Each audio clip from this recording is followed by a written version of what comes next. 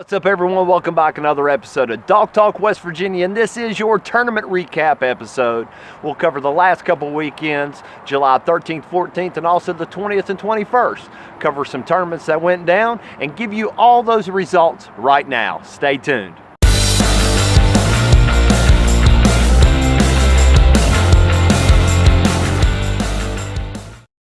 What's going on, everyone? As you see, sitting in the boat, fished a kayak tournament over the weekend, so I had to do some rearranging, pack some stuff back in the boat. I've got quite the mess everywhere, but I hope everyone has been doing great over the last couple weekends. Each and every one of you know we have had some extreme heat. We have had some very, very hot days. Last couple weeks have been somewhat almost miserable out. So hopefully you've got out there, got to fish some. The water temps are climbing. We have had water temps every time I've been out. It's mid 80s, high 80s some places. So the water temps are climbing. We're right there in that summer heat zone. So that does affect the fishing. It does generally make the fishing a little bit tougher.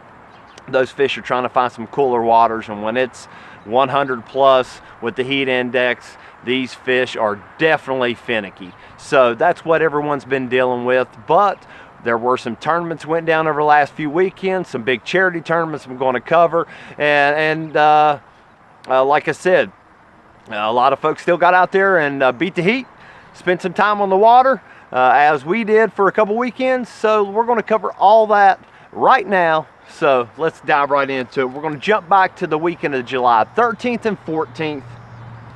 Ohio River Buddy Trail, you've heard me talk about it. They have battled the rain and the weather, water conditions on the Ohio River for the last, well, really the whole season. And again, it did catch up with them, and they had to cancel that tournament. That tournament out of Powhatan Point has actually been rescheduled to August 31st.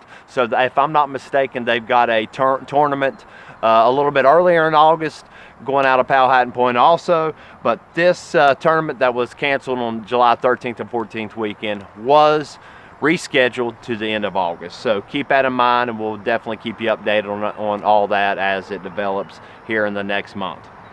Marshall University Bass Fishing Trail, Wildcat Division, Paintsville Lake. Again, extreme heat.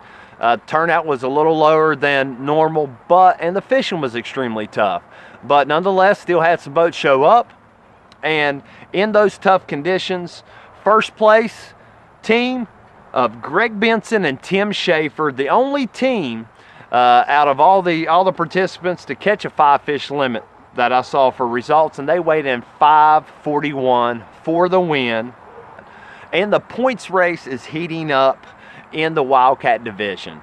Now, with only 5 teams in the Wildcat Division actually fishing all 4 of the events so far, 4 out of the 5, going into the final event of the season, these guys have pretty well locked up their spot for the no entry fee championship at the end of the year.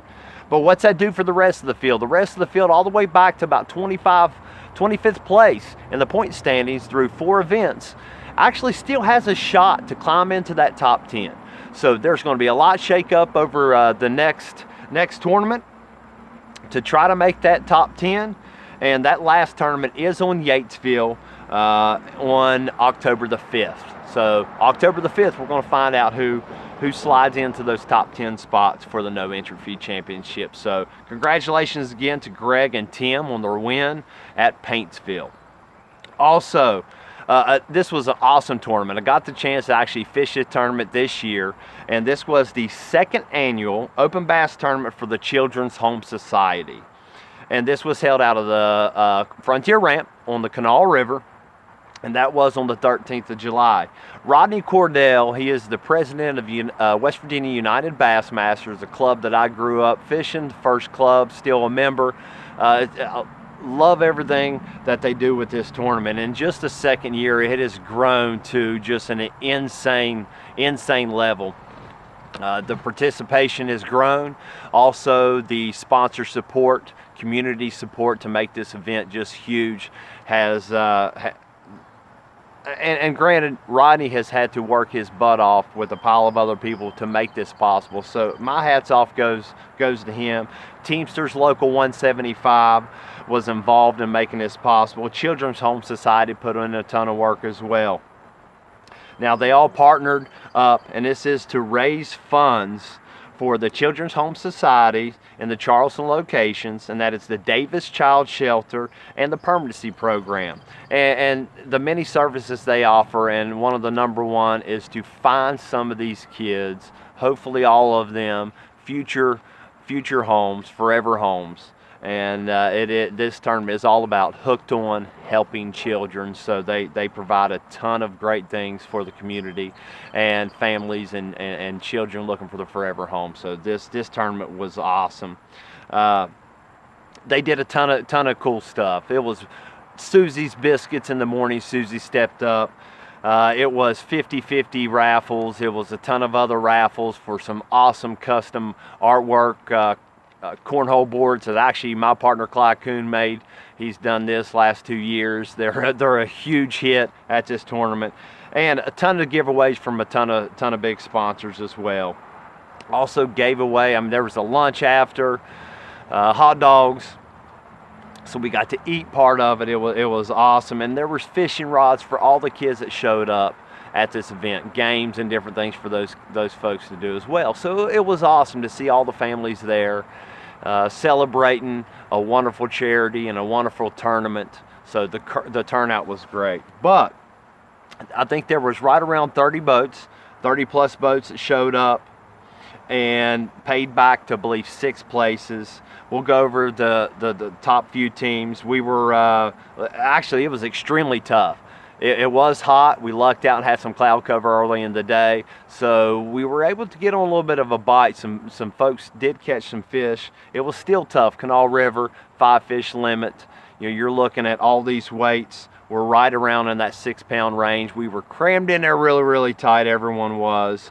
And 5th place team of Sam Till and Robert Daniels weighed 545. And as I roll up these standings, 4th place Braden Young and Jason Beckett 614.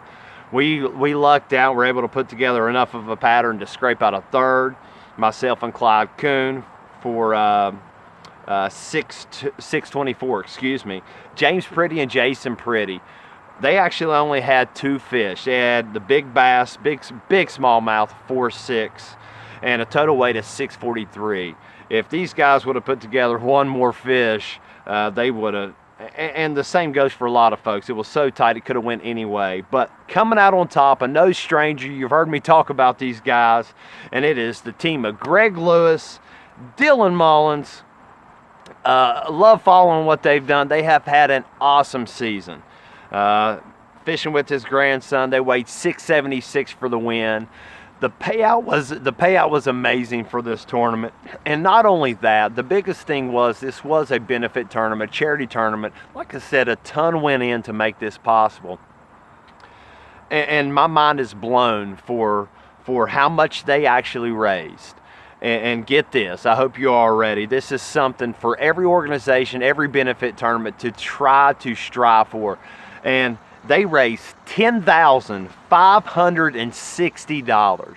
Over $10,000 raised, one tournament for this amazing charity, Children's Home Society in the Charleston area. And all these funds go to a wonderful cause. So that is amazing to be a part of something so big, part of something so great for the local community, and the overall goal of helping these kids find forever homes. So they did a great job. Rodney Cordell, my hat's off to you, buddy. Rodney's been a friend for a long time. We worked together, and Rodney, you did a ton of work with the sponsors you gained, and I know the legwork you put in, just yourself along with everyone else. This tournament was a huge success, and it was just such an honor to be a part of it. But again, congratulations to all of you for making it a big success. Greg and Dylan, congrats guys on another big win. I know they went and found some largemouth, and they put together a limit of 5 bass for the win, 676, so congratulations. So we're going to fast forward a little bit. We're going to jump into the July 20th and July 21st weekend. 2 notable tournaments. I know there was a host of other club tournaments going on. Now, I can't cover every single one of them. As we know, I've looked through a lot of the results. Fishing is tough. You're seeing some 10-pound bags caught at some of these night tournaments, USA Bass, and I'll get you caught up on some of those results as they post later. So there's still some really good fish being caught, but it is very hard to find a good limit. But Mountain State Kayak Anglers held an event, their annual event on the Greenbrier River. 66-ish anglers, I believe, showed out. New River Trophy Outfitters, New River New Canoe, owner Sammy Pugh stepped up, hosted the check-in, hosted all the weigh-in process. He's got a killer shop right off Sandstone Exit. If you remember the first video I've ever posted from the Hunting and Fishing Show, we did a little segment on Sammy, told you everything that he has going on in the shop.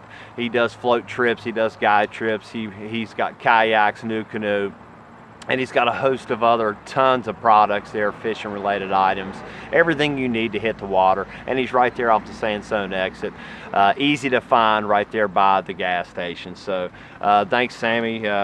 It's always important that local business step up and help make this possible. Now, there are valuable Angler of the Year points on the line, kind of winding down towards the end of the season. So if some anglers, if you don't know, we'll dive into some of this later at a future date, but they have 15 fish limit, I believe, to fill. Once they fill that limit, they can start calling out their smaller fish. So you got guys filling limits, you got guys almost to the point to be able to start calling fish in the next tournament. So things are heating up.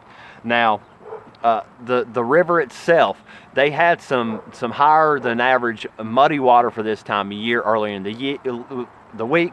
It started to fall, as we know, extremely hot conditions over the weekend. Heat advisories all across the state, extremely hot. That's tough fishing.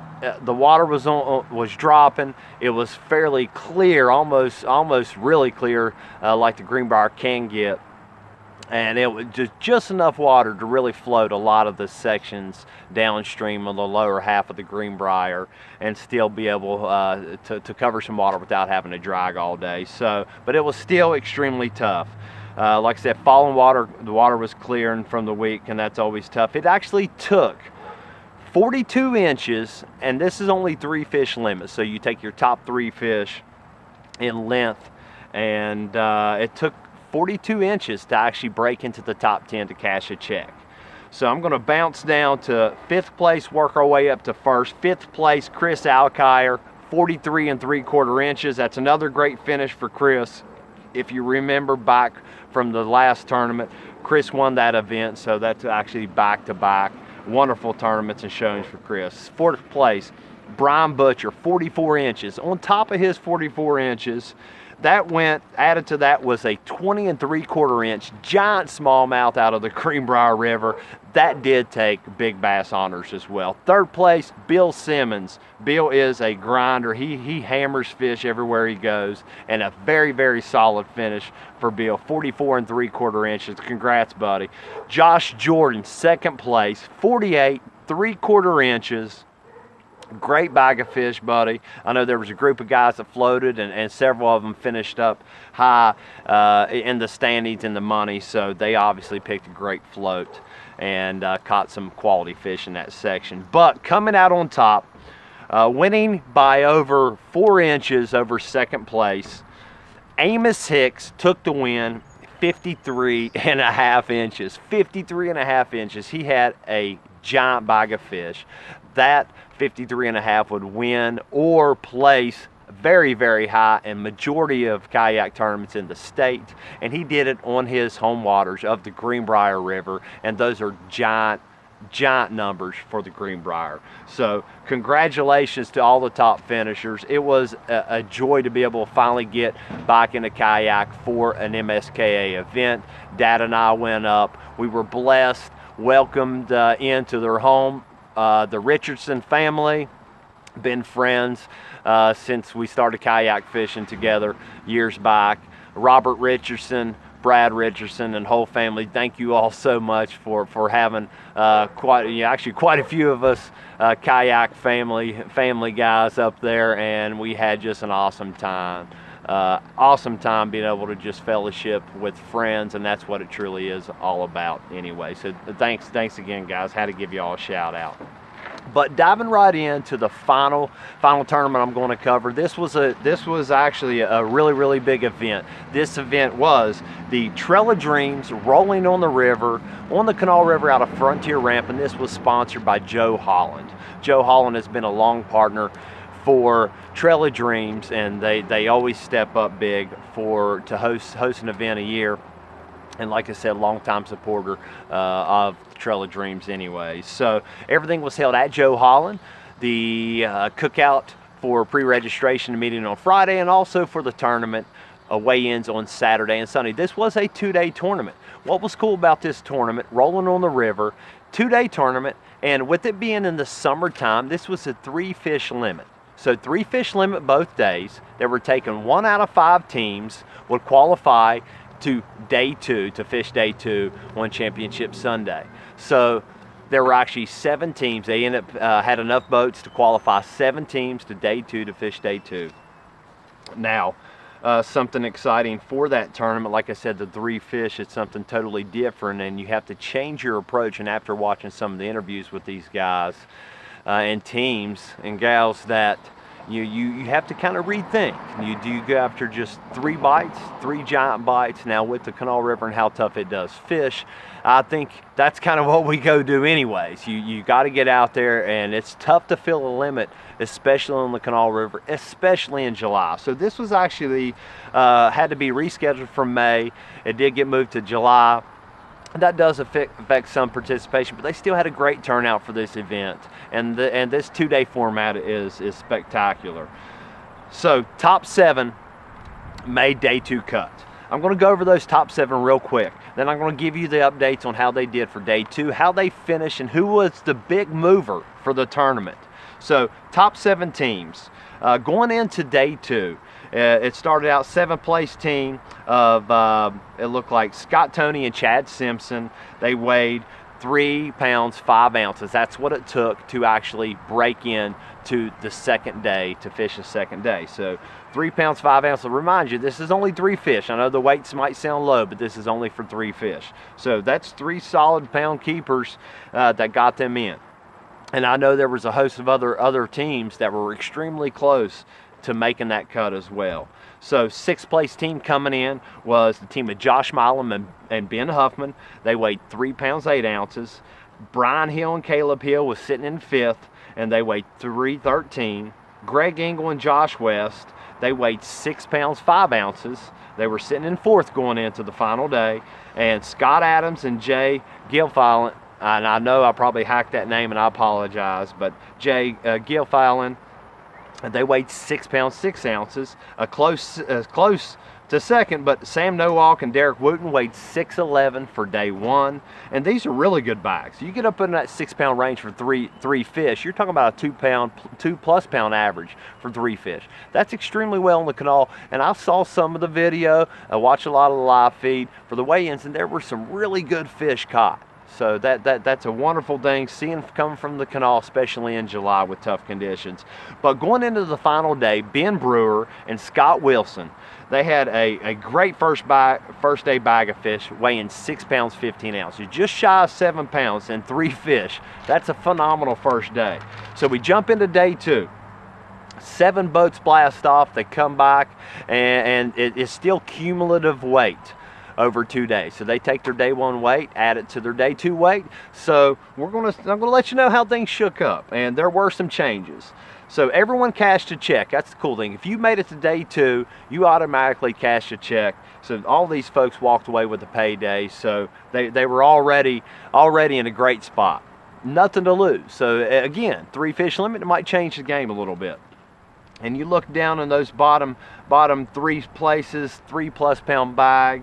They had a lot to make up almost double their weight going into the final day, but you could still move. You could still make a move. So 7th place stayed the same. Scott Toney and Chad Simmons finished 7th place. Like I said, they cashed the check. They had a 2-day total weight of 4 pounds 5 ounces. Now 6th place, Scott Adams and Jay Gilfillan, they had a really tough second day, and that happens on the river. Could have went either way, but they ended up finishing 6th place. Great finish, guys. Total weight of 8 pounds 2 ounces. Now, third place finish. This is your big mover. This is exactly what can happen out there, especially on a tough day fishing. And you put your head down and grind, you never know what's going to happen. So, starting out in 6th place, going into the final day, they had a ton of weight to make up. They were behind over 3 pounds. Josh Mile and Ben Huffman made a huge move, and they actually jumped up all the way to 3rd place. Big mover of the tournament. They weighed 6 pounds 1 ounce on day 2. They did take the big bass, 4.2 pound smallmouth, an absolute tank of a smallmouth coming out of the Kanawha River. It's a giant. And if you follow these two guys, they do catch big fish, and they always catch fish. So to see that 4.2 smallie, that catapulted them up, and they actually were able to jump up to a 3rd place finish. The big mover of the tournament, made up a ton of ground. Congratulations, guys. Great finish.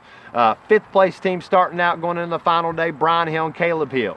They did jump up to 4th place. So they jumped up, and they actually had a day 2 weight of, looks like 5'9", 5 pounds 9 ounces. They unfortunately did have a dead fish penalty, and that actually cost them a place, but still nonetheless an absolute wonderful finish, guys. Brian and Caleb Hill for a total of 9-6. And Josh Mile and Ben Huffman, they did have a total of 9 pounds 9 ounces with theirs. So Greg Engel, Josh West, they did drop a spot, had a tough day too. Nonetheless, 5th place finish weighing 813. And so we'll jump back up into your top 2 teams. They stayed the same. Sam Nowalk, Derek Wooten, day 2 weight of 3 pounds 4 ounces, total weight of 9 pounds 15 ounces. Great finish, guys. Stayed right there where you were, maintained that 2nd place, and walked away with a great chunk of change there. So congratulations. But your 1st place team to finish this up, Ben Brewer and Scott Wilson, stayed on top, and they came in second day, just as big as bag. Great bag of fish, 6 pound 1 ounce. Day 2 bag, they actually won by 4 pounds. You know, they had somewhere right around 4 pounds over 2nd place. So to see a 13 pound total bag for 2 days and 6 fish is an absolute great tournament, great showing, guys.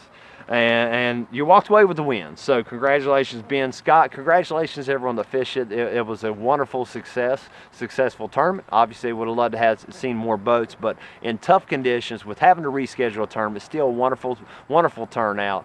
And as always, Joe Holland steps up and provides a wonderful area for them to put on a great weigh-in right there at their facility. So that wraps up your tournament recap, your full tournament recap coverage over the last couple weekends. I hope you enjoyed it. Kind of give you a refresher, get you caught up on everything tournament fishing, tournament bass fishing in West Virginia.